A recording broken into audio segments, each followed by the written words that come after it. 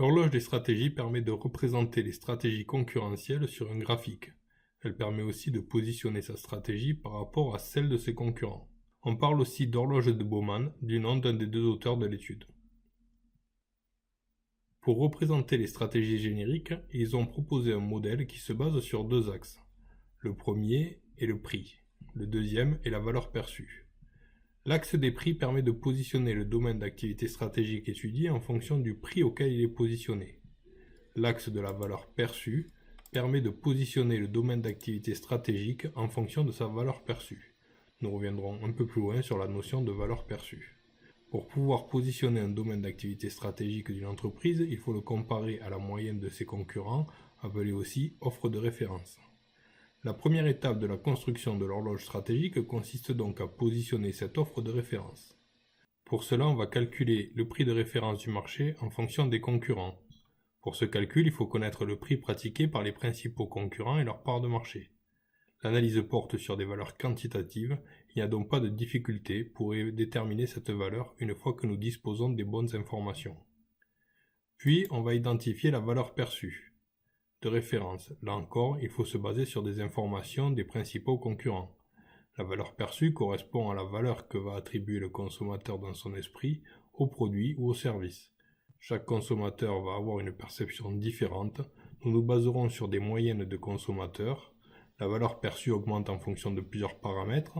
Ça peut être la publicité qui est faite sur le produit, la qualité, le conditionnement, le fait qu'il soit fabriqué localement pour certains produits ou services, le service proposé, le bouche à oreille, la valeur d'usage, les caractéristiques, les fonctionnalités, les performances, la valeur hédonique qui correspond aux sensations provoquées par la consommation du produit ou du service, la valeur de signe de reconnaissance sociale apportée par le produit ou le service et bien d'autres paramètres. La valeur perçue que l'on retrouve sur l'axe des ordonnées est donc plus subjective que le prix que l'on retrouve sur l'axe des abscisses. Une fois l'offre de référence positionnée, il suffit de positionner les concurrents par rapport à cette offre.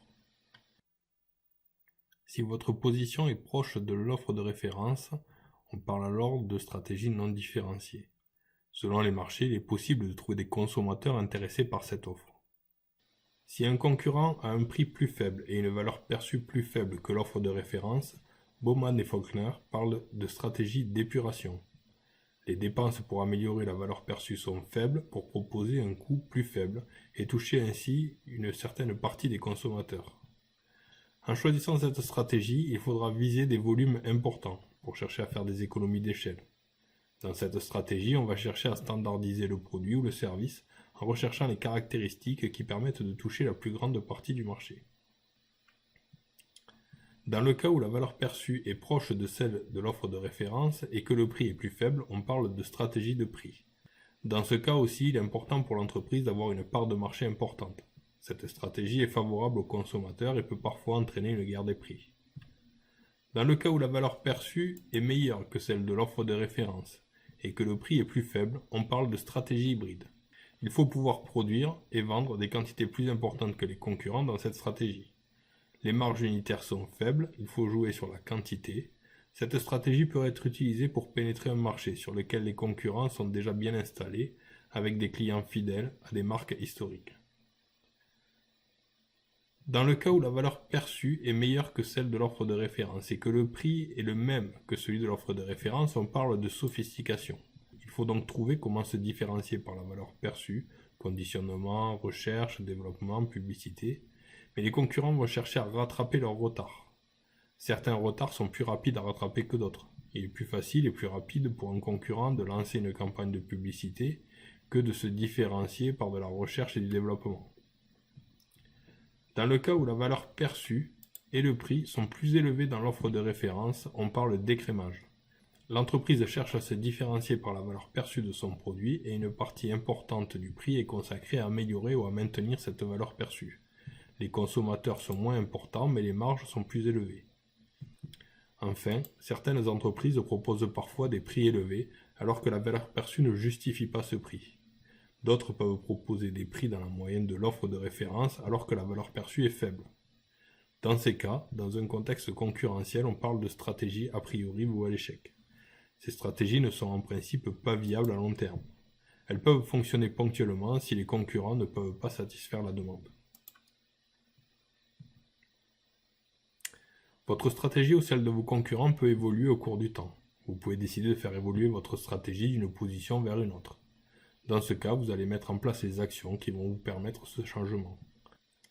Vous pouvez envisager, selon votre stratégie, de diminuer le prix et de ne plus chercher à développer la valeur perçue. Vous pouvez aussi, selon votre stratégie, décider d'augmenter votre prix tout en cherchant à développer la valeur perçue. Parfois, votre stratégie va évoluer alors que vous n'avez rien modifié dans vos choix, tout simplement parce que l'offre de référence a évolué. Si par exemple l'offre de référence, suite à des décisions de vos concurrents, se déplace, car la valeur perçue de ces concurrents est plus importante, vous pourriez alors passer d'une stratégie que vous pensiez être en écrémage vers une stratégie a priori vouée à l'échec. Si par exemple l'offre de référence suite à des décisions de vos concurrents se déplace car les concurrents ont diminué leur prix, vous pourriez passer d'une stratégie que vous pensiez être en épuration vers une stratégie a priori vouée à l'échec. Il faut donc surveiller le positionnement de l'offre de référence pour connaître votre position sur l'horloge des stratégies. Pour cela, il faudra faire des études sur les concurrents.